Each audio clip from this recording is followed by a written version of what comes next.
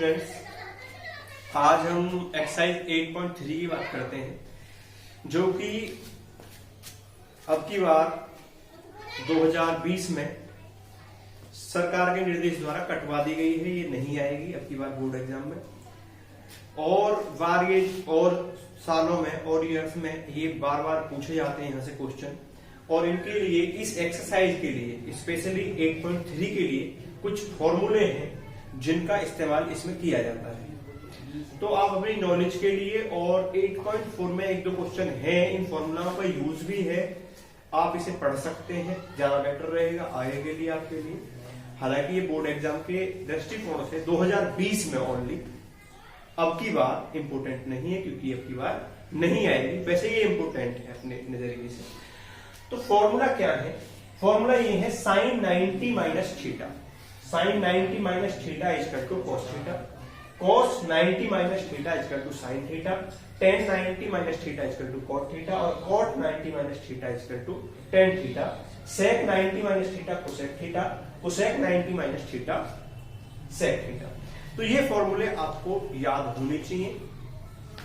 जरूरी नहीं है कि आप इस एक्सरसाइज ये नहीं आ रही है इस बार बोर्ड एग्जाम में तो इनका इस्तेमाल ना हो, इनका इस्तेमाल हो सकता है। आप देखेंगे 8.4 में क्वेश्चन नंबर 3 में इनका इस्तेमाल वहां पर किया जाएगा। तो आप फॉर्मूलों को याद करें, और एक्सरसाइज के जो एग्जाम्पल हैं 8.3 के, आज हम वो स्टार्ट करते हैं। तो एग्जाम्पल नंबर 9 देखते हैं जो कि 8.3 का एग्जाम्पल है। तो ये कह रहा है कि tan 65 और cot अपॉन में cot 25 की वैल्यू हमको निकालनी है कि इसकी वैल्यू क्या होगी। तो हम कैसे करेंगे?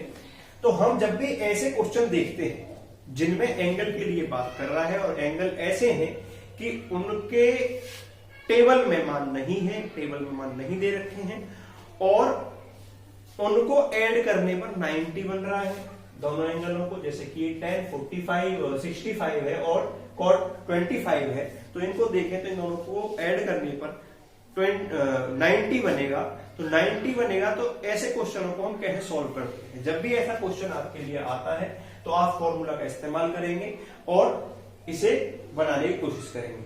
तो ऐसे क्वेश्चनों में आपको कोशिश करनी है कि जो टर्म्स हैं, जो tan और cot की टर्म है या sin cos की टर्म है, फॉर्मूले से आप देख सकते हैं, sec या cosec की टर्म है, उनको एक ही टर्म में बनाया जाए, या tan में बनाया जाए या cot में बनाया जाए। tan cot का क्वेश्चन है। यदि क्वेश्चन sin cos का है तो या sin में बनाया जाए, cos में बनाया जाए। तो वो डिपेंड करता है हमारी कंडीशन के ऊपर, कंडीशन क्या है। तो हम देख रहे हैं कि यहाँ पर tan जो है वो न्यूमिनेटर में है और जो cot है वो डिनोमिनेटर में है। तो हमको इनमें से कोई भी एक पार्ट या तो tan में चेंज करना पड़ेगा cot को, या cot को tan में चेंज करना पड़ेगा, tan को cot में चेंज करना पड़ेगा। तो हम यहां पर देखते हैं, हम और करते हैं कि हम tan को चेंज करते हैं, आप cot को भी चेंज कर सकते हैं। तो सॉल्यूशन में क्या करते हैं हम? सॉल्यूशन में हम देखते हैं कि जो tan 65 है और cot 25, तो हम tan को चेंज करना चाह रहे हैं। तो tan को चेंज करना चाह रहे हैं, लेकिन tan यही रहना चाहिए जो कि है। कैसे रहेगा? तो आप इसे यदि tan